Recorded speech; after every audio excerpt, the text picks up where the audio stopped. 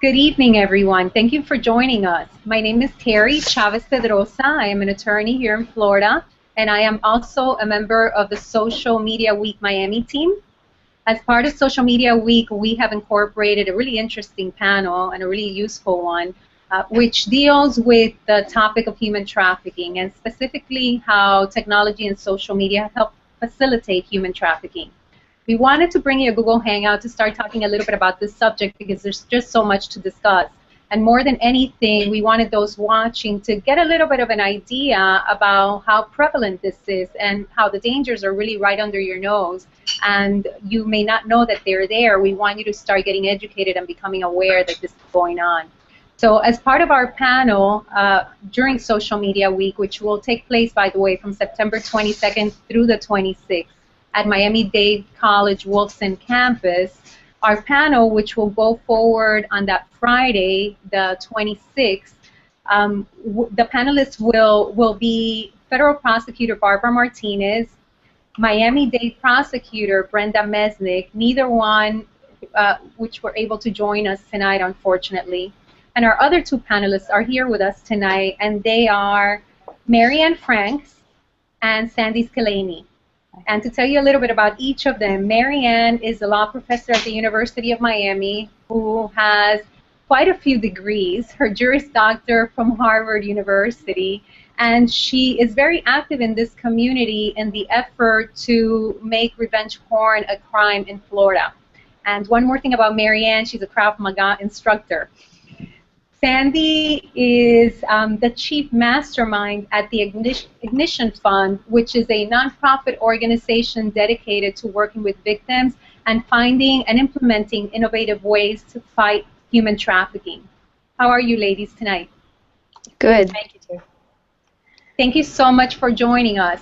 I wanted to start by asking each of you, I gave a very brief introduction, if each of you can talk to me a little bit more about your background in the human trafficking arena. Okay, I guess I'll start with that one. I actually have been doing this work for over 10 years now. I have worked with ECPAT International in Bangkok, Thailand, which is End Child Prostitution, Child Pornography, and Trafficking in Children for Sexual Purposes. And I've also worked with GEMS in New York City, which is probably the most renowned organization that's working with teenage girls that are being exploited in prostitution and domestically trafficked. So in 2007, I came down to Miami. I started Project Gold, which is a specialized program that works with sexually trafficked children out of Christie House, the agency, the Child Advocacy Center here in Miami. And we provided comprehensive mental health services and victim advocacy. We organized the community around the issue and did trainings to thousands of people across the state of Florida and across our country.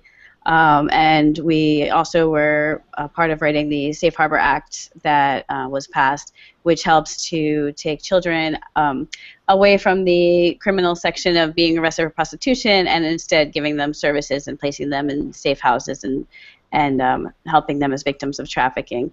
And so we've done a lot of work. Since 2007, there was really very little being done. When I showed up, the FBI had a unit dedicated to fighting child prostitution, and that's what they called it. And they were doing foreign-born victim work since 2004 here. And so we really came on board and saw this big transformation just in the past 8 years here in Miami, and it's just been incredible. I've worked with over 300 girls between the ages of 11 and 18 who have been trafficked in the sex industry in Miami. Marianne? So my work for the last few years has been on the question of online harassment, online discrimination, the kinds of things that particularly women and racial minorities experience online that either threaten their actual physical safety and or threaten their participation in social discourse. And I have been interested in a range of conduct, not just trafficking issues, but also more along the lines of harassment and other forms of abuse. And a couple of years ago, I was approached by a woman who had become a victim of revenge porn And she was starting a campaign called the End Revenge Porn Campaign because she realized that the laws basically didn't protect against this type of behavior. And when she came to ask me if I could help her reform the laws, there were only 3 states that had any kind of criminal provisions that prohibited the non-consensual disclosure of sexually intimate images. In the year and a half or so that we've been working together on this initiative called the Cyber Civil Rights Initiative, we have worked with, I think now we're up to 18, 19 states to try to pass non-consensual pornography legislation. And in the last year or so, I think it's now 11 states that have passed it. So we've seen a lot of progress in the last couple of years. That doesn't mean that all the laws are good, but it means that we're actually starting to move a little bit to recognize that consent is a very important matter when it comes to sexually explicit images, and that the non-consensual disclosure of these kinds of images really does have devastating impact, not just for people's careers and for their psychological health and for any number of other things, but also because these pictures can be used to extort and to trap people in things like the sex trade, in sex trafficking, in pornography, and be held over their heads basically for the rest of their lives. So currently working with not only Florida officials, I'm actually working with the state attorney's office here in Miami to work on Florida-specific legislation against non-consensual pornography, and also working with Representative Jackie Spear from California on federal criminal legislation. Fantastic. All work that's immensely important to women. I want to start by asking you, going back to the issue of human trafficking, people normally think of human trafficking as the way it's displayed in the movie Taken. What is human trafficking?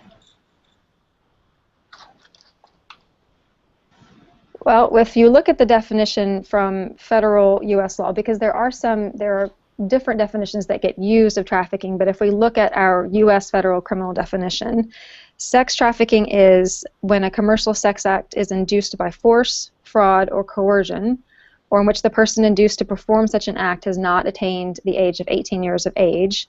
Or an alternative definition is the recruitment, the harboring, transportation, provision, or obtaining of a person for labor or services through the use of force, fraud, or coercion for the purpose of subjection to involuntary servitude, peonage, debt bondage, or slavery. So the first thing you notice about that definition is that it isn't this, or it isn't always this dramatic, someone is abducted from a particular area and taken to another country. It doesn't actually have to involve any kind of transport at all. And our discussion today is going to focus on trafficking for sexual exploitation, but definitely there's more than that. There's labor trafficking. Are there other types of human trafficking we're seeing? Yeah, I mean, there is labor trafficking. They are also very focused on organ trafficking. When you're looking at children who are being trafficked for labor, more specifically, we're seeing like panhandling is a big issue for kids that are being trafficked. They're being, selling magazine subscriptions at your door and things like that, and that could all be a part of a trafficking ring also. So there are different forms of trafficking, yes.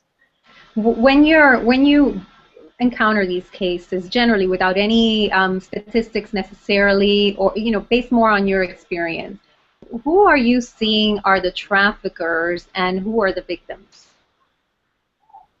Well, my experience has been largely limited to children, especially girls, that have been trafficked between 18 or 11 and probably in their young 20s, and mostly domestic cases from the United States, American citizens, but also some foreign-born.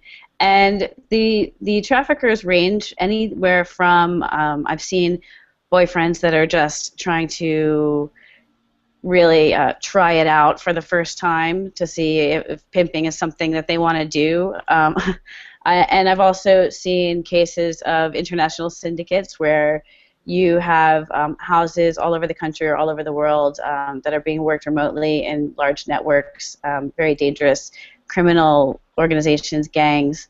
But the majority of the girls that I've worked with were kind of mid-level pimps, loose associations, street-level associations that are kind of maybe a little more local or national in scope. But they could be anybody. I mean, as far as we tend to stereotype a lot, and they really can be anybody. They can be any race. You know, I've also seen women that were traffickers that were, you know, also exploiting children, so, and family members. Can you tell us a little bit more about that, Sandy? What are some of those cases where you've seen women as traffickers? Women as traffickers is sometimes complicated because sometimes they're starting off as being victimized and recruited into the life the same way as any of the other younger girls that we've been working with, but they end up being in the life, as we call it, of prostitution. They end up being in the life for so long that they kind of realize that the only way that they're going to have some sort of power is to kind of become have a higher status within and become kind of the senior member in the house or help the pimp by recruiting. And after a while, if this is the only thing that you really know how to do, then it can lead into you kind of becoming an independent agent that way. That happens. So sometimes it's a slippery slope. But then other times you'll just see women that are doing it together with their boyfriends. I've seen family members too. I've seen family members, especially with substance abuse problems, prostituting their children, and that's a pretty sad situation also. So it can really be anybody that's doing it. Okay. And one of the things that I've been hearing about a lot lately is the boyfriend trying to pimp the girlfriend, whether it's the first time or not. So can you give us like a small profile of what those cases that you've encountered look like? The cases of the boyfriend, I would say more often than not, the term boyfriend is something that is used and it's a perception of the girl that is actually being exploited, right? So she's recruited into this life and promised maybe a better life or promised love or promised affection, things that she was maybe lacking while she was in the home. Maybe she needs, money. Maybe she doesn't have very much by way of, material goods. Whatever it is, when, a very typical situation of recruitment would be more of a coercive, kind of manipulative start, which is, making somebody feel good, telling her she looks great, what are you doing out here? I want your number, and just kind of hitting on her like you would maybe see at a bar or something like that. Then as she starts opening up, these guys are very manipulative, so they're actually looking for the vulnerabilities that they can exploit. They're looking for, let's find out about the life story, let's find out where things are vulnerable for her, and then pinpoint that, right? So she's having problems at home, so maybe you can offer a place to stay so she doesn't have to be home with her mom and getting in the fight all the time. And so once you start creating that dependency, pimps and traffickers will actually set up real life situations that mimic families. So they'll specifically, one of the strategies that pimps have is to make the girls fall in love with them. And it's a deliberate strategy. It's not a two-way love. It's not boyfriend-girlfriend. He knows that if he can get her to think that he's her boyfriend taking care of her, then she'll be wrapped around his finger and he can do whatever he wants. So that's the kind of a strategy. So a lot of the girls that we've worked with, especially the young ones, the 11-year-olds and 12-year-olds, they really understand that these people that are abusing them, that are putting them out on the street to prostitute, that these people are actually, they're calling them their boyfriends. They might actually believe that those people are their boyfriends. So, when we've worked with them, you have to read between those lines, and you have to say, when you're talking to them, you're like, oh, do you have a boyfriend? There's different ways you talk to people when you're working with survivors, because they might not even understand really or have the insight to fully understand their own exploitation themselves when you first encounter them. So yes, there is actual boyfriend situations where it starts off like a boyfriend-girlfriend, but more often than not, it's just that's the perception of a survivor that really hasn't gained the insight yet, and that's a pure manipulation on the part of the trafficker. And these things seem so normal, so close to home that they could happen to anybody. What do you see as the biggest misconceptions as far as human trafficking is concerned among the general public?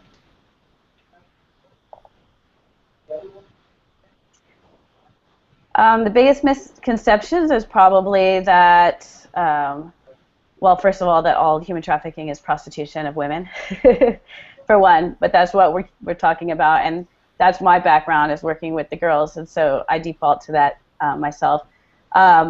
Secondly, that they want to be in it, that they want to be prostituted. That's a huge misconception, and one that's hard to break because victims themselves won't self-identify it, and they will be the first ones to say that they want this because they're protecting their abuser, which is a completely normal reaction that a human being would have to a situation of captivity, either perceived or real captivity.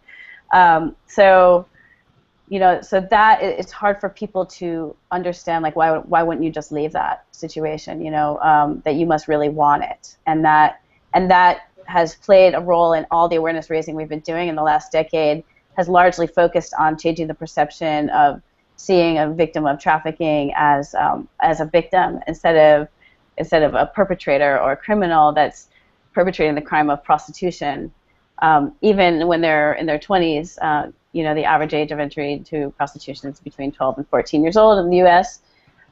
So we have kids, that even when I've worked with older women and talked to them, and I said, well, when did you get recruited? And they would say, when I was 12, 13 years old. And even when I worked with the 17-year-old or the 16-year-olds, and I said, well, when did you get recruited? They always said it was like 12, 13 years old. So it's always pretty young that they're actually getting sucked into it.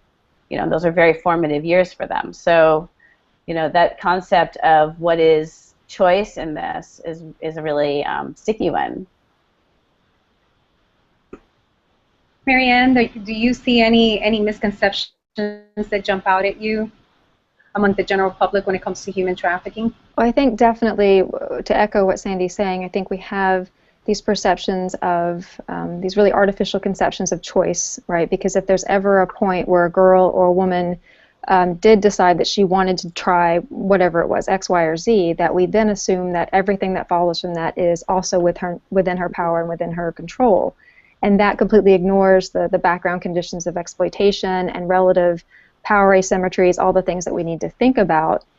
But something else that I think that the general population ignores is the fact that many of us, to use that term, are participating in this, because people who are looking at certain forms of pornography, the ones who are looking or visiting certain brothels, if you're actually a customer, right, for some of these prostitution rings, if you are helping create this community where these people are being exploited, that means that it's on you as well. There's a tendency to focus on the traffickers without thinking so much about the consumers, that the traffickers wouldn't be able to do what they're doing if there was not a demand for this type of at a minimum, exploitative use of people's vulnerability, and at the maximum, completely non-consensual use of women and girls' bodies.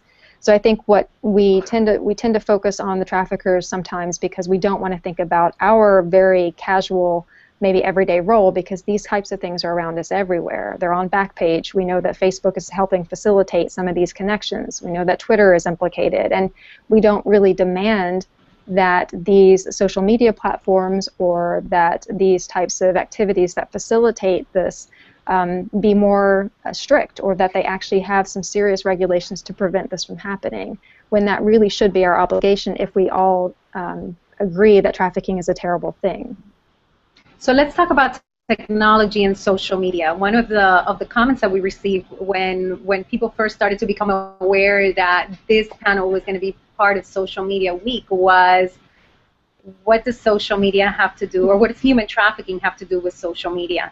What does human trafficking have to do with technology and social media?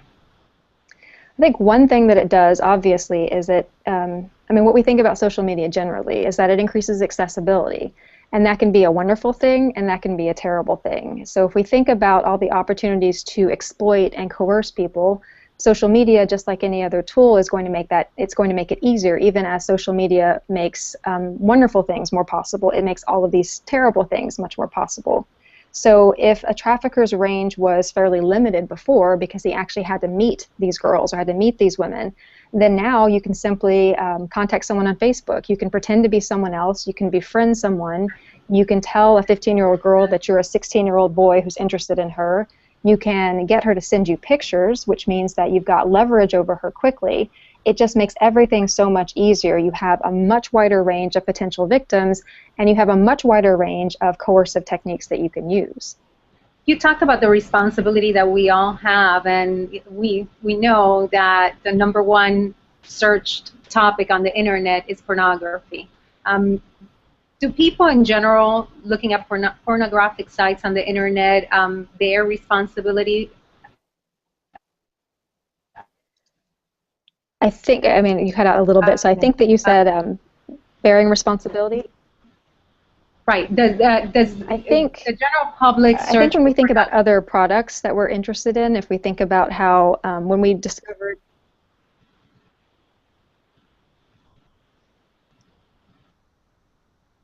No, I don't hear you.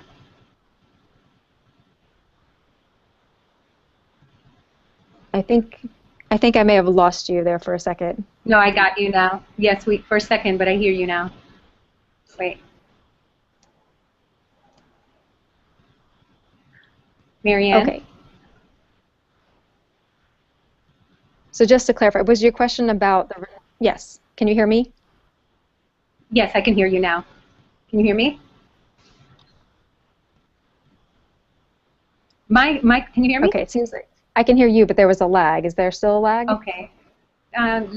Let's go with it and see. I think it comes and goes. So my question generally is, when people use the internet to search for pornography, which is the #1 use and the #1 search on the internet, contributing to the phenomenon of human trafficking?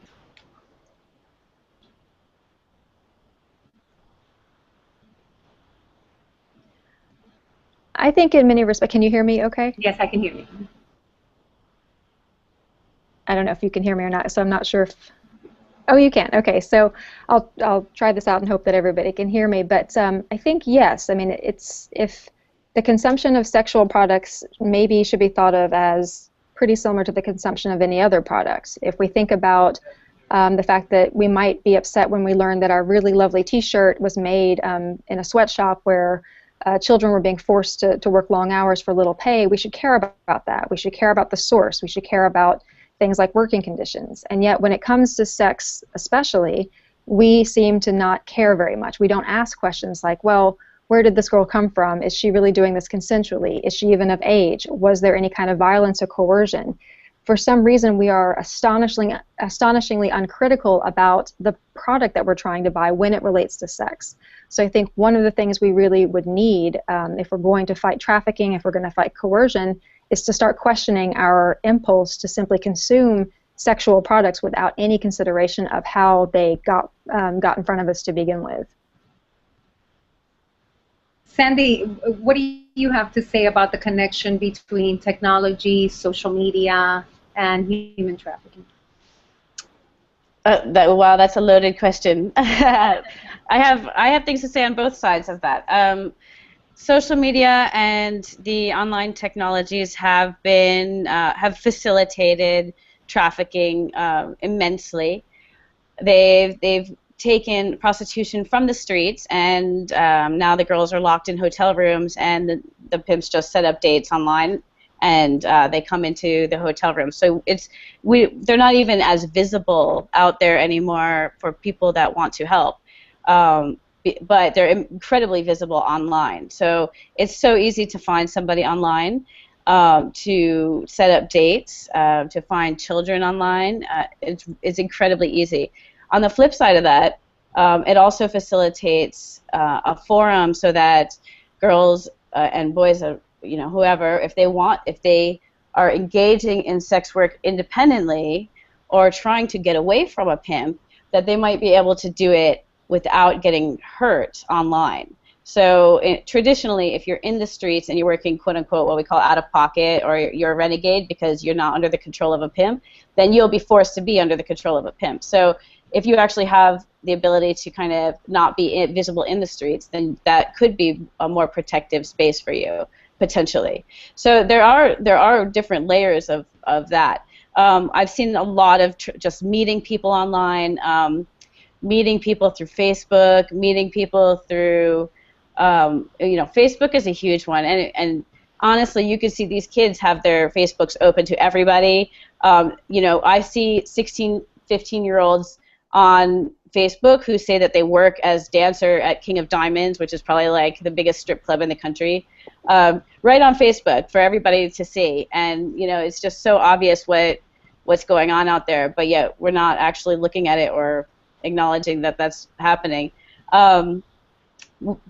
Different the websites, the back page. We have a lot of review sites, John review sites, like where they're reviewing the girls, and which are just if you want to see like get a little crash course in sexism, just take a quick look at how men talk about women that are involved in prostitution on those sites.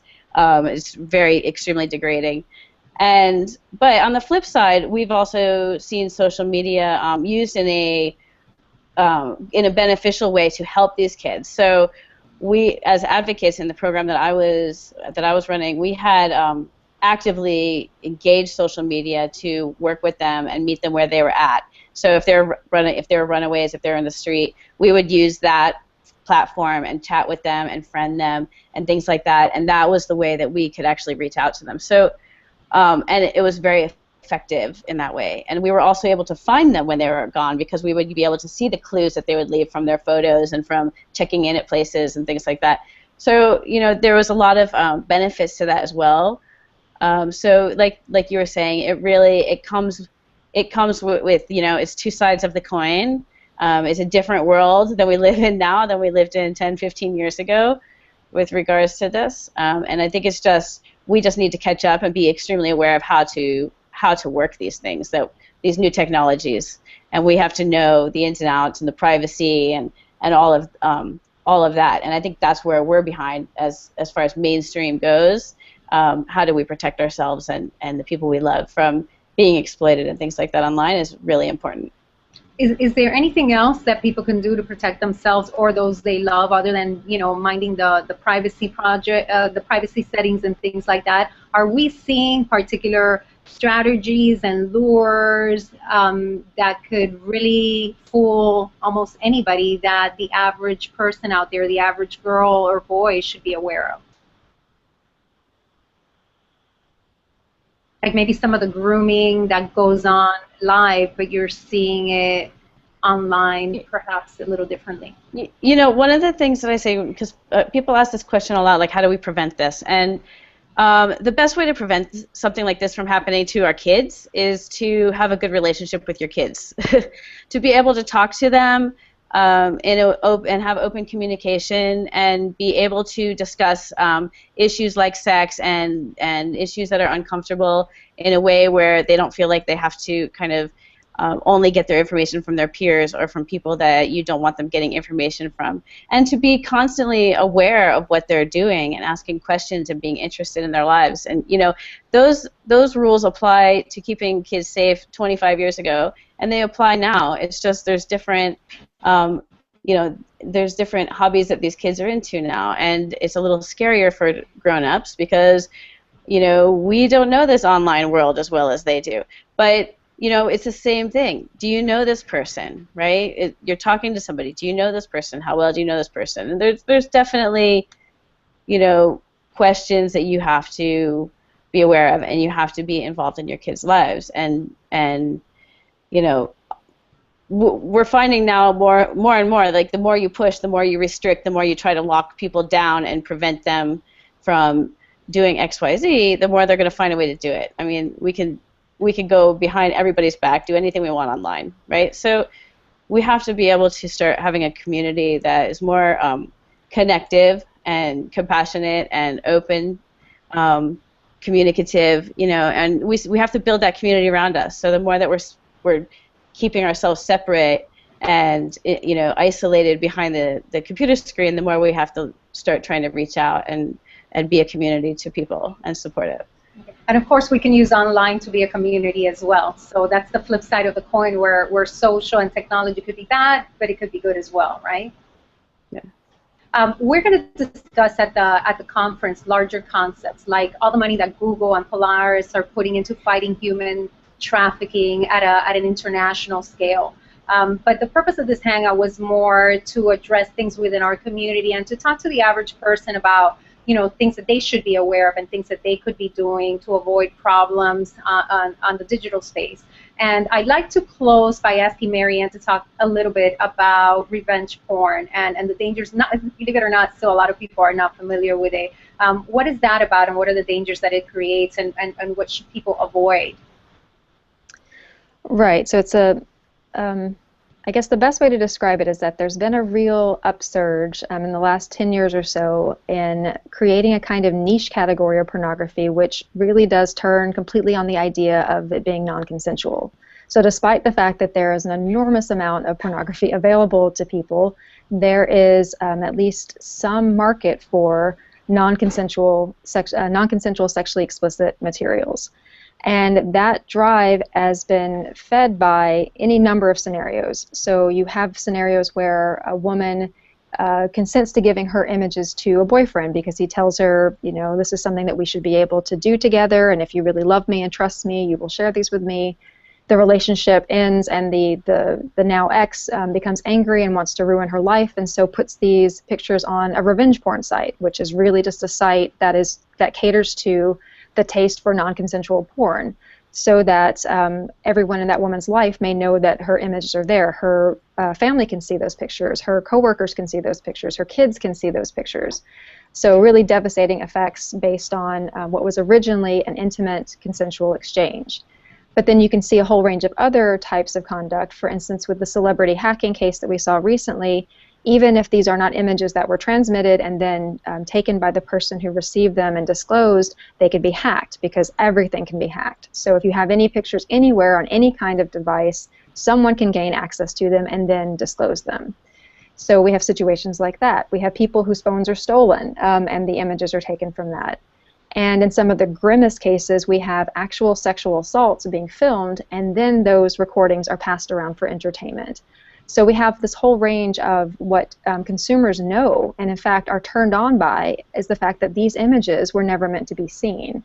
And that's a particularly disturbing development, and it really does make us question, or I think it should make us question, why, especially considering the enormous array of fully or at least seemingly voluntary pornography that's out there, why is there such a demand for images that are taken without consent, and why is it used in so many cases to destroy the lives of women and girls? Yeah, and I just want to make a point that all of these things that are happening are generally speaking happening in very devastating ways to women and girls. It's not very often that you see, male porn getting leaked and having that be a terrible, devastating event in their life, or even a very common one. Or getting leaked at all, right? Right. So really, this is, the enticement is about the sexual access to women and the male privilege in having that entitlement of having access to women whenever they want, and that leads to the demand for trafficking and prostitution as well. It's the same, it's the same root cause. So. I think that's exactly right, and there's that sense of what revenge porn is really, the message of revenge porn is, she can say no, but I don't care. It's my right to see her even though she has said no. And that's an incredibly dangerous mindset to encourage, and when you see within the celebrity hacking event that people were joking about it, they're celebrating it. It's a big joke to look at these women's pictures even though they were stolen from these women, and that we know all of us are on notice that these are non-consensual images, and we're treating that as though it were a cause for celebration as opposed to condemnation. So another reason to care about what's going on with human trafficking is we see that this is just a phenomenon where it's growing and growing, and what's happening to the victims of sex trafficking are now things that are happening to the average woman. And what's so frustrating about revenge porn, for those of you that are not familiar with it, is that your images end up on websites, and usually, Marianne, and this is where you come in to try to criminalize that behavior. If there's not a criminal law to punish the perpetrator, there's usually nothing that the woman can do to have those pictures taken down or to somehow take control of the situation, right? That's right. And once these images get out there, that's not just sharing on one website. That can end up on any number of websites. It can be emailed to everyone in your life. If there aren't any criminal penalties in place, the fact of the matter is, as I'm sure Sandy knows, trying to get websites to comply and say, don't, that image wasn't meant to be there, please take it down, is an absolute uphill battle. They don't care, and they don't really have any legal obligations to take things down. So that means there's really nothing to stop somebody who wants to absolutely ruin someone's life or is indifferent to whether or not someone's life gets ruined. There's really nothing to stop them. There's no threat that we could exert on them at this point, because we don't have that many laws to say you really shouldn't do this. And combined with one other feature of social media, that everything feels so easy. It doesn't feel bad when we just click a button. It doesn't feel like we're engaging in voyeurism or some form of sexual abuse, but in fact we are. Sandy, anything to add? Well, it'll be interesting to see how, where we go in the future with this, because the more regulation we try to place on things, the more people just find ways to get around it. I mean, this online world, when you have so many people learning coding and they can hack, I mean, there's really, in the future, it's going to be very little privacy for any of us, as if we actually think that there is privacy for us right now. And so I think that we're going to just see some major shifts in how we kind of interrelate with each other, and it'll be an interesting thing to watch take place for sure. But this is another reason why we need girls who code, right? Yes, girls who code. Well, I said at the beginning that there is a lot to discuss with regards to the subject of human trafficking. So we are going to wrap it up for tonight, and we hope that you join us during Social Media Week and at the Human Trafficking panel during Social Media Week. For more information, go to www.socialmediaweek.org /Miami /. Thank you, ladies. Thank you. Thank you. Good night.